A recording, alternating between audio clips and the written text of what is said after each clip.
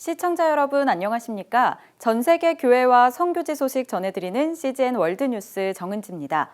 첫 번째 소식, CBN에서 전해온 소식부터 전해드립니다. 평생 살아온 직과 일터에서 보상도 없이 쫓겨났지만 용서를 선택한 한 사람의 이야기입니다. 그의 용서는 수많은 사람들에게 축복이 되었습니다. 크레이그 딜은 그가 자란 농장에서 아이들을 키웠습니다. 그런데 2003년에 생각지도 못한 일이 벌어졌습니다. Well, Wendy, it was obviously extremely traumatic. 짐바브웨 정부는 토지개혁 정책에 따라 크레이그의 가족이 1948년부터 살아온 집과 농장에서 퇴거하라고 명령했습니다. 흑인 자급농과 유럽 혈통의 백인 짐바브웨인 사이에 공평하게 땅을 배분한다는 취지였습니다. 그에게는 세 가지 선택권이 있었습니다. We could fight, we could flee, or we could forgive.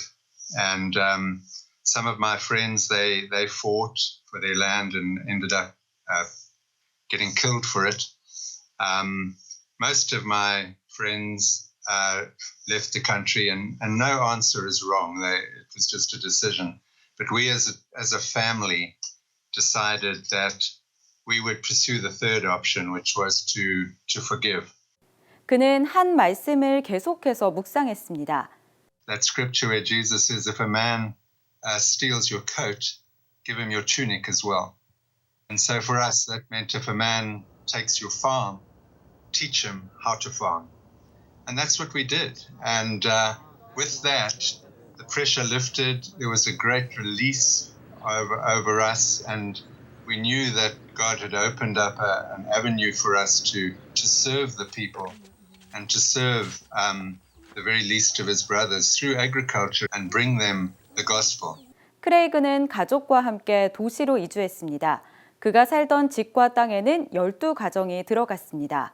그는 Foundations for Farming이라는 단체를 설립하고 새로운 농장주들은 물론 주변 농부들에게 독특한 농사법을 가르쳤습니다. 단체의 공동 설립자인 브라이언 올드리브가 기도의 응답으로 얻은 방법이었습니다. He went with a childlike faith into virgin bush, into virgin forest, and he sat there with a childlike faith and asked God, teach me how to farm. And the two things that he saw is that there's no inversion tillage in nature. And the next thing he saw, there was this beautiful mulch cover that covers the forest floor. And that's actually God's mechanism for feeding the soil and protecting the soil. And so he went back to his farm and he literally tried it just without any tillage and no burning, which is contrary to the conventional way of farming. And he immediately got outstanding results, like a 10-time increment in yield. And so he knew that it worked.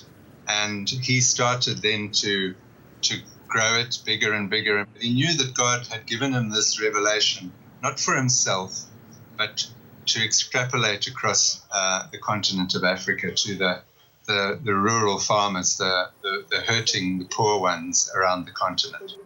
무경간 농법의 성공은 짐바브웨 정부의 관심을 끌었고 이 농법은 국가적으로 장려했습니다. 그리고 2020년, 20년 만에 처음으로 식량 흑자를 기록했습니다. The food production has jumped 4 times, between 3 and 4 times are the official estimates of the food increment in year 2020. 짐바브웨의 주요 작물인 옥수수 생산량은 3배 증가했습니다. Foundation for Farming은 복음을 전한다는 목표 아래 전 세계에서 무경간 농법을 가르칩니다. 80% of what we teach is the heart.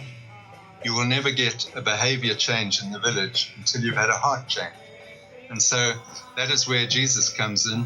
It's using agriculture as an entry point for the gospel. We have a saying in Foundations for Farming is that once I had a farm in Africa, but now Africa is my farm.